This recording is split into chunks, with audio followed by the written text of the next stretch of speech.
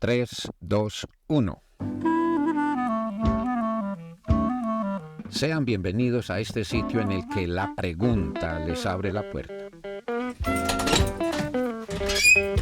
Se llama La Puerta de la Calle, canal de podcast de Luis Alirio Calle en Spotify y en YouTube. Uno nuevo cada jueves, pero todos permanecen ahí.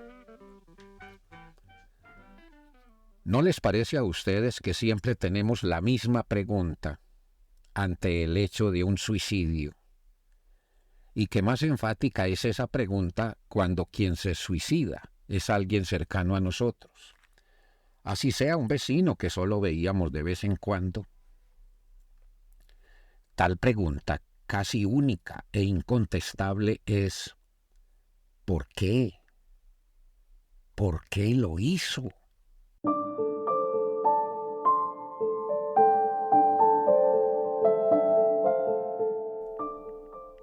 Casi siempre, en lo que primero pensamos es en que es absurdo, sin considerar que quien se suicidó pudo haber partido del convencimiento de que es absurdo.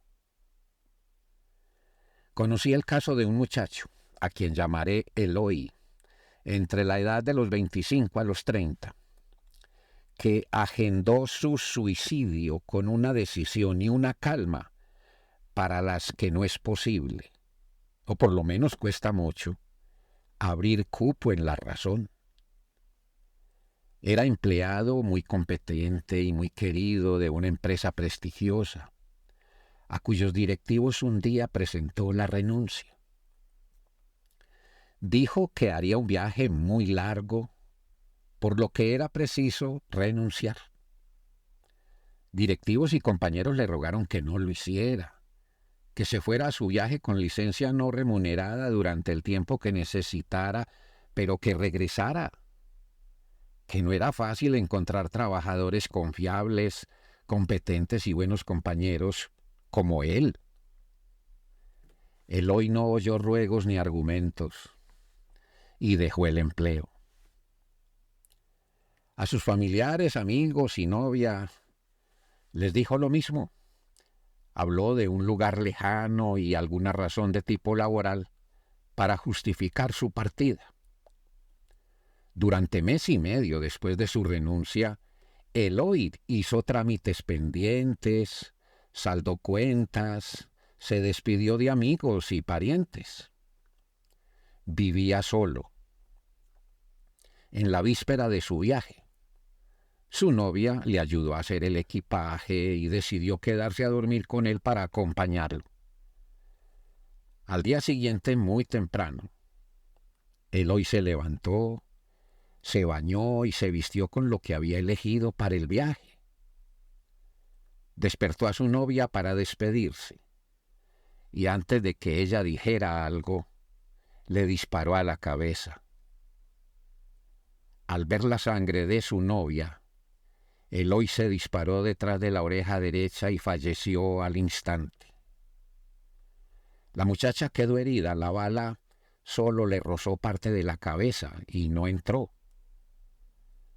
Más tarde contó que, desde que Eloy había dejado el trabajo, absolutamente nada creó en ella la sospecha de que el viaje de su novio era a la muerte, planeado con detalles que hasta podrían causar risa, dijo.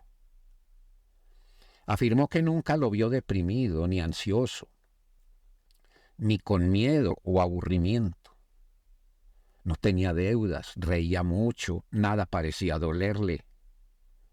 Más tarde, un amigo muy cercano a Eloy les contó a sus familiares que en alguna ocasión, cuando aún estaba trabajando, Eloy le había preguntado: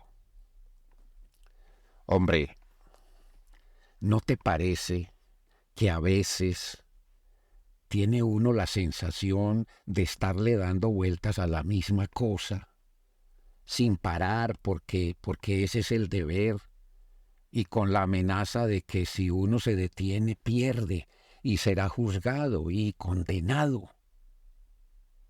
El amigo afirmó haberle preguntado a Eloy que de qué hablaba, y que éste no le respondió, sino que siguió con el asunto. Es como si a uno le hubieran decidido todo sin haberle consultado nada, dijo el amigo que había dicho Eloy, y que incluso, entre risas. Después de la vana pregunta de ¿por qué lo hizo?, el espectador de un suicidio suele entrar en una suerte de silencio sin entorno, como si de súbito uno estuviera en medio de la nada. Un ser querido de quien cometió suicidio, la mamá por ejemplo, parecerá ahogarse en gritos sin respuestas. Sentirá que grita en una cueva oscura sin paredes ni acústica. Amigos, parientes y curiosos conjeturarán diversos motivos y a la vez ninguno. Parecería que nada es tan hermético como el cadáver de quien se ha suicidado. Información divulgada a través de Internet dice que, según la Organización Mundial de la Salud, cada año se quitan la vida unas 800,000 personas en el mundo, y que el mayor número de casos son jóvenes entre los 15 y los 19 años. En 2021, en Colombia, se registraron 2.962, casi 3.000 suicidios, el mayor número de personas entre los 15 y los 29 años de edad. Era la mayor cifra de estos casos en la historia del país hasta ese año. Y según el DANE, Departamento Administrativo Nacional de Estadística de Colombia, durante los últimos 10 años el número de suicidios ha aumentado en 44%, es decir, entre 100 muertes, 44 han sido suicidios. Y por cada 100 suicidios, 80 han sido de hombres. Durante la pandemia del COVID, el aumento de suicidios fue bastante notable y las causas principales parecen haber sido el encierro y las restricciones.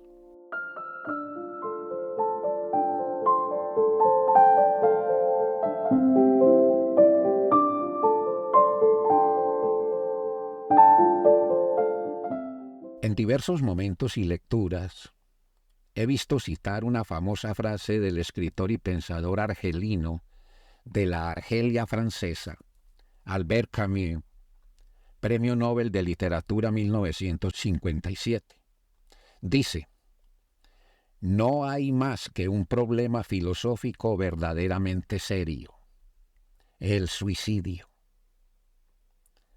Tal sentencia está en un ensayo suyo titulado El mito de Sísifo. Según la mitología griega, Sísifo fue condenado por los dioses, porque los engañó muchas veces, a llevar empujada una inmensa bola de piedra hasta la cima de una montaña. Cuando llegaba a la cima, la piedra rodaba hasta el sitio de donde la había llevado, y Sísifo tenía la obligación de volver a subirla una y otra vez eternamente. Digamos que todos somos Sísifo. Cada uno individualmente lo es. Y la piedra es la vida. A cada amanecer hay que subir la piedra a la cima. Entonces tal tarea hace ver la vida como lo absurdo. Pero vale preguntar, ¿será de veras la vida lo absurdo? ¿No lo será la mentalidad humana, el predominio de la parte oscura sobre la parte luminosa de nuestra condición de hombres y mujeres? ¿No estará el origen de lo absurdo en la cultura, en los abusos de la razón y del poder, en los desbordamientos de las pasiones humanas, en los códigos e imposiciones familiares y sociales? ¿De cuántos suicidios pueden ser responsables muchas familias en las que reina el autoritarismo? ¿Cuántas personas en la historia se han quitado la vida motivadas por creencias religiosas dogmáticas? ¿Cuántos gobiernos sin brújula para procurar justicia? ¿Cuántos sistemas arbitrarios de educación han sido causa de suicidios? ¿Qué es lo que tenemos ante un suicidio? Solo preguntas, especulaciones, conjeturas y finalmente silencio. Mejor dicho, nada. Suele discutirse si el suicidio es valentía o cobardía, y la única verdad es que nunca se sabe. Los que hablan de valentía quizás piensan en el vencedor sobre el dolor o en quien renuncia a las dichas que la vida procura. Y los que acusan de cobardía suelen referirse a debilidad ante las adversidades, sin las cuales, por cierto, la vida de veras carecería de sentido. ¿No creen ustedes que sabemos más por el dolor que por el placer? Más por el llanto que por la risa, más por la pérdida que por la ganancia? Vendrá la pregunta, ¿y de qué sirve saber mucho si inevitablemente la muerte nos espera? ¿Para qué sirve ese saber si morirá cuando yo muera? Tal pregunta podría tener el sabor a egocentrismo, pues olvida que existen los otros y que yo soy el otro de los otros. Yo moriré, mas lo que sé puede en buena parte quedarse. Pero pensemos ahora en el valor del no saber. Me refiero al no saber qué pasará. Tengo para mí que ese no saber es necesario para que la vida, en el sentido más positivo posible, sea una permanente y estimulante expectativa. No sé qué pasará mañana, dentro de 8 días, en un mes o el año entrante. Pero, ¿y si lo que pasará es muy bueno? No lo sé. ¿Y cómo saberlo? No se puede saber. Y si bien lo pensamos, es mejor no saber. Si se supiera, en caso de que lo que pasará sea muy bueno, tal vez pierda mucho de su sentido antes de suceder. Y si no es bueno, si es malo o más o menos malo, la ansiedad nos comerá vivos. ¿No creen que es mejor no saber? Que el misterio mismo de no saber, que de por sí suele tener un íntimo sabor a aventura, es algo que quizás le dé a la vida un sentido de búsqueda. Y tal vez esa búsqueda no sea solo una alternativa, sino el sentido mismo de la vida.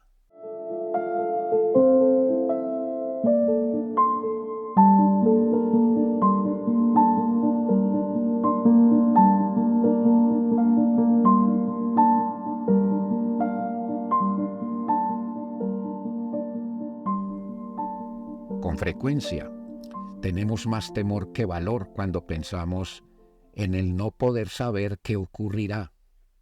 Pero esa expectativa nunca termina mientras tenemos la vida. Siempre estaremos ante lo no sabido de mañana, en 8 días, dentro de un mes o el año entrante. Siempre habrá perplejidad ante el suicidio porque es lo que uno siente. Valoramos la vida y le tenemos miedo al dolor.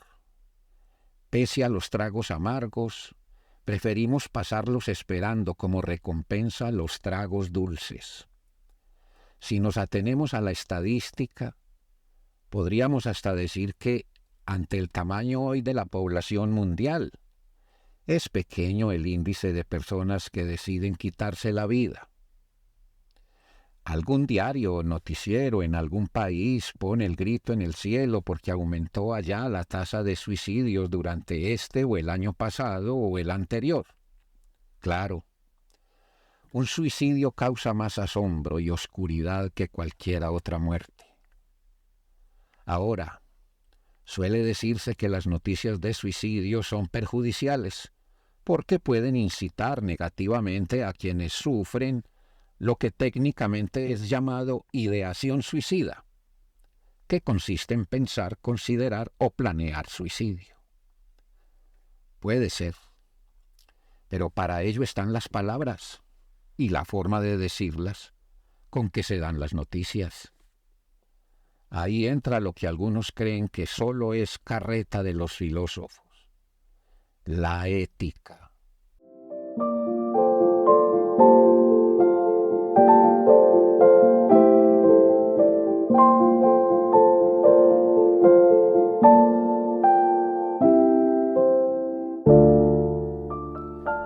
Más que los problemas de la vida, el suicidio cuestiona la vida, y en casos puede ser casi como una bofetada. Pero, ¿no tiene acaso la vida razones y pruebas con qué defenderse, aunque el escritor Camus y sus argumentos la pongan en la arena de lo absurdo? Si la vida fuese literalmente el absurdo, ¿por qué hay historia? ¿Por qué hay ciencia? ¿Por qué hay arte? ¿No les parece que la mera existencia de la música es motivo suficiente para uno no querer morirse a destiempo? Yo no quiero morirme sin volver a oír la sexta o la novena sinfonía de Beethoven, el Ave María de Franz Schubert, el jazz de Charlie Parker, Guantanamera de Compay Segundo, el tango Naranjo en Flor en la voz de Roberto Goyeneche. La depresión es una enfermedad que se lleva muchas vidas, en múltiples casos por decisión íntima y personal de los mismos pacientes. Nadie ignora eso. Y no digo que la pintura o la danza, la literatura o el cine y todas las otras artes sean el antídoto, pero creo que en casos, de pronto muchos, pueden, más que un medicamento o un alucinógeno, tener el poder del sosiego y la iluminación para uno caer en la cuenta de que la vida no es espera, es búsqueda. No está sujeta a la suerte, es elección y es decisión. No es una eterna conjetura ante el mañana, es conocimiento del ayer y aplicación de ese conocimiento y del saber de cada quien en el presente. Con todo, ciertamente la humanidad y su ciencia están muy lejos de tener cómo evitar el suicidio. Tal vez nunca podrán evitarlo. Solo el valor individual e íntimo de la vida podría lograrlo. Y nada vale nuestra pregunta ante el suicidio, porque es más pesada la forma del suicidio interrogarnos y confrontarnos. Quizás valga citar de nuevo el epitafio en la tumba del escritor griego Nikos Kazantzakis, de quien es preciso aclarar que su muerte no fue suicidio. Murió de leucemia en 1957 en Friburgo, Alemania. El epitafio es este: no espero nada, no temo nada, soy libre.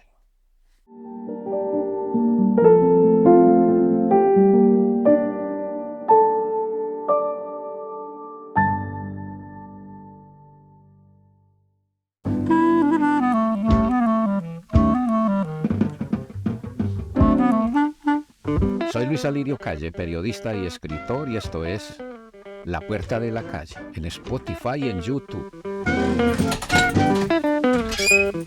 Edición de Sara Isabel Calle. Un me gusta puede ayudar y toda suscripción y comentario abren más puertas. Estén bien y que siempre apliquemos esta ley del desierto: nunca negarle el agua a quien tiene sed.